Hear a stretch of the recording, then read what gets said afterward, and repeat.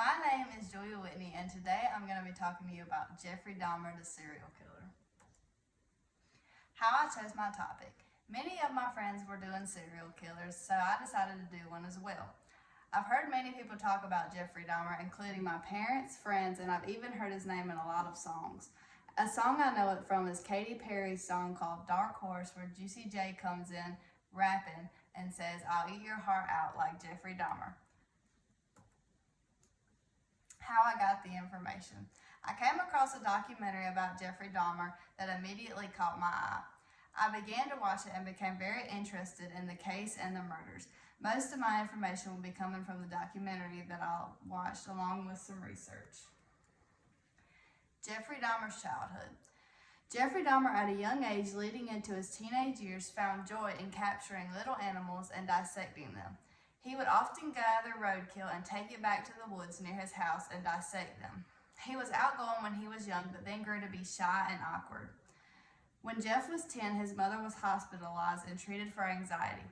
After his mother was hospitalized, his father and mother's marriage began to fail. More about Jeffrey Dahmer. As he was hitting puberty, he began to feel attracted to men, and that is where the fantasies of him killing his lovers began. Entering high school, these dark thoughts became overwhelming to him because he didn't know how to tell anyone, so he began drinking before, after, and during school. Even though Jeff did not have many friends, he had a sense of humor and was known as the class clown.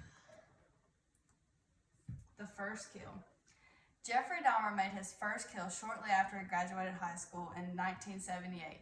His first victim was a hitchhiker he picked up off the road, 18-year-old Stephen Hicks. He then took him back to his house where he was home alone due to his parents' divorce. They drank beers and hung out for a few hours. As Hicks was trying to leave, Jeffrey attacked him, knocking him out with a barbell, and then he strangled him to death. He knew he had just committed a murder, so he began to hide the evidence. He cut up the body into pieces and put them in trash bags in the middle of the night. He was on his way to dump the body when he got pulled over for drifting across the center line. He was prepared with a lie when the cops pulled him over.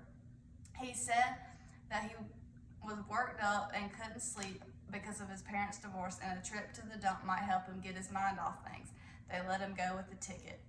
He was overwhelmed with guilt and hid the bones of Stephen Hicks under his house. He then smashed the bones with a sledgehammer and scattered the fragments in the backyard. Attempt to turn things around. Jeff's dad moved back home and encouraged Jeff to get a job, but Jeff spent his time getting drunk, even getting himself arrested for public intoxication. His dad took him to some alcoholic support groups, but nothing seemed to help. He couldn't get his first murder off his mind. He still didn't have a job at the end of the summer, so he decided to enroll in college. He had decided to enroll in Ohio State University. However, he spent his entire first quarter of college getting drunk and selling his blood to plasma centers and using the money to buy beer. After college didn't work out, he enlisted in the Army. He finished his basic training and continued to drink. The Army discharged him and he moved to Miami, living in a motel and working at a sandwich shop. When he no longer could afford to live there, he called home and asked to come home. He asked his dad for money, but they wouldn't give it to him. But they did provide a way for him to get home.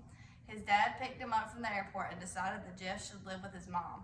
He tried hard to turn his life around. He quit drinking, started going to church, and even fought his homosexual fantasies. Jeffrey Dahmer began to go to gay bars where he would find most of his victims. His youngest victim was 14 years old. He brought him back to his house where he used him for pleasure, drugged him, and then strangled him. He continued to do this, the same method where he would bring a man home, drug him, and then strangle him. He would continue to use the bodies for pleasure days after he murdered them. He would then eat their flesh to feel connected to them. Jeffrey Dahmer was 31 when he got caught. It was 1991 and the killing spree finally came to an end. A man named Tracy Edwards managed to get away and flag down a passing patrol car.